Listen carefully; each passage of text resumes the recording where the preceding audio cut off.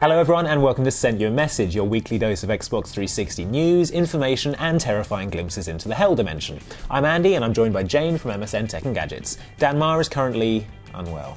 Yeah, if by unwell you mean wandering the corridors, crying quietly to himself and whimpering a bit. Yeah, he'll be fine. He's starting to scare the cleaners though. On with the questions! Deltmangle wants to know all about the save transfer system for Mass Effect 2 if you haven't played through on Mass Effect 1 yet. Yeah, well don't worry Deltmangle, while it's true that you can import your character from the original Mass Effect, along with all the decisions that you've made and the consequences thereof, people who haven't played the original Mass Effect will be well catered for as well. The way it works is you create your Commander Shepard from scratch and then the game will discover how you would have played the original Mass Effect through characters asking you about events in the game. Dr. A. Musica, CEO of BioWare, describes it like this. In some cases, you get asked a question. What do you remember about that? What happened at this point in time? And you get to decide on the fly. You actually do get a bit of choice still. In other cases, we make assumptions based on what the majority of fans are going to find really compelling and what we think is the best artistic choice, the most emotionally engaging way to have the story unfold. So, you're able to choose yourself how the events in Mass Effect 2 would have played out. Of course, having a Mass Effect 1 save will be the more personalised experience, but it should make no difference to your enjoyment of the game.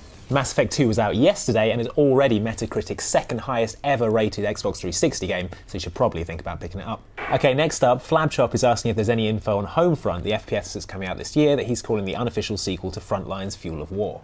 Right, so this is Homefront, the FPS being developed by Chaos Studios and published by THQ. Taking place in 2027, Homefront is set in a USA that's been invaded by the Korean People's Army, with a heavy focus on guerrilla warfare and ordinary Americans defending their homes from the invasion. It's written by John Milius, the writer of Apocalypse Now and Red Dawn, and less relevant to this particular game, Conan the Barbarian. Reports that this game contains a scene where you punch out a camel are unconfirmed at this time, due to us making them up. We chatted with the producers at E3 and got a bit more information about what the finished game will actually entail.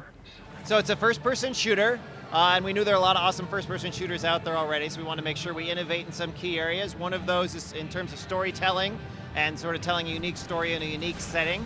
You're fighting in the suburbs, on the main streets, in the backyards. We're going to take you to baseball diamonds and high schools and to shopping malls and all these sort of iconic American locations where you really haven't gone to play a sort of authentic military first-person shooter before. So we're developing this system called the Drama Engine, which is a bunch of techniques we're using and technologies we're developing to really focus the action on the player. So you'll have a space that's, it's not a completely narrow hallway or something, so you've got a lot of different places you can be in it, but we want the action to sort of come to you wherever you are, get it in your face. So for example, if I use a rocket launcher to shoot down a helicopter and it starts crashing, a little magnetism on the player will pull it towards you to make that sort of a near-miss seat-of-your-pants experience like you want to have in a good action game like this. Mr. T.S. Branch says, is there any chance of a rugby game coming out in 2010? Yeah, we get this question a lot, and as far as we're aware, there's nothing in development, but the questions keep coming in, so we approached EA, the maker of the last rugby game, Rugby 08, to find out what was going on and hit this statemental brick wall. We have no statement to make this time about a rugby game. So that's pretty much a no. Sorry, Rugger fans. Right, next question.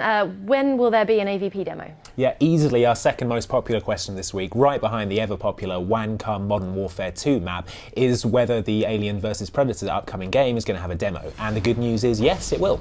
AVP lead designer Alex Moore has confirmed that there will be a demo. That's all we can say. In an interview with AVP Galaxy. No date was given, but the game is expected to release on February 16th, so hopefully there isn't too long to wait till you're hiding in air vents, yanking out people's spines, or doing that weird inner-mouth thing. Yeah, I've told you not to do that anymore. It does make me queasy. Sorry. Right, next up, James Dyer is asking when the Halo Reach beta will be coming to Xbox 360. Right, so this is the Halo Reach multiplayer beta that people who bought the Halo ODST game last year will get access to before the game launches in autumn this year. So far, all Microsoft has said regarding the date of the beta launch is spring 2010, which isn't very helpful. However, there are some rumours floating around the net. A prize listing from a Child's Play charity auction dinner in December reveals that Bungie donated a visit to their studio and access to the Halo Reach multiplayer beta before it goes live to the public as a prize. The dates given for the prize trip were between the 8th and the 28th of April, so from that it could be assumed that the beta is set to launch anytime after the 28th of April. You'll have to make your own mind up though, because the official line from Microsoft and Bungie is still the maddeningly vague spring 2010. So, Priest1701 says, hey guys, I've heard that the Return to Ostagar DLC for Dragon Age Origins has been shelved from Xbox Live release for the time being due to compatibility issues with specializations. Is there any more word on that? Because I love this game. Yep, this is the new DLC for Dragon Age Origins called Return to Ostagar, which sees you revisit the scene of the Battle of Ostagar to exact revenge, find secrets, and search out the arms and armour of King Kalen, who won't be needing them anymore on account of being dead. Unfortunately, the DLC was released, but the title update introduced to include it in the game also introduced a previously undetected issue that caused specialisation classes not to work correctly, so the content was pulled. So, what's going on? Well, according to BioWare's Fernando Melo, Dragon Age is an incredibly large, very deep and complex game, making it virtually impossible to test every system and permutation possible for each update or piece of downloadable content. However, according to Melo, a fix is already in test for the 360 issue and looking very good. And while there's no time frame for when it will be rolled out, BioWare has assured fans that it will keep you updated via the forum, found at bit.ly Ostagar. The retro game asks via Twitter, I heard that Earthworm Jim is coming to Xbox Live Arcade. Is that true? And when's it coming out? You heard correctly, and it's currently scheduled for a late 2009 release. Wait a minute. Okay, well, he's clearly missed his deadline, but Jim is still set to emerge from the topsoil later this year in Earthworm Jim HD from Gameloft. It's a remake of the original Sega Mega Drive game from Shiny Entertainment, which was renowned for its cartoon-like environment and surreal cast of supporting characters, including Psy-Crow, Evil the Cat, Professor Monkey for a head, Bob the Goldfish, and Queen Slug for a butt. Gameloft claims to have rebuilt the game from the ground up to cater for the improved visuals and animation, as well as live-enabled leaderboards, but the Annelid action you loved 16 years ago is still as it ever was. Groovy! What? You know, like Earthworm Jim used to say, groovy! You are so immature, Andy. You should take games about earthworms in supersuits deadly seriously. Sorry. Right, finally, Paul249 is asking whatever happened to the zombie game Dead Island. If you're unaware of the game, it's an open-ended sandbox-style survival horror set on a zombie-infested island. It uses a first-person perspective, but the developers are claiming that the game should not be labelled as a first-person shooter due to more of an emphasis on melee combat, ammunition conservation, and weapon improvisation, rather than the Left 4 Dead model of blasting everything that looks slightly grey. Also, the zombies are the more traditional Romero shufflers, which should please all you Simon Peggs out there. Things have been extremely quiet on the Dead Island front, leading a lot of people to think that it may have been cancelled.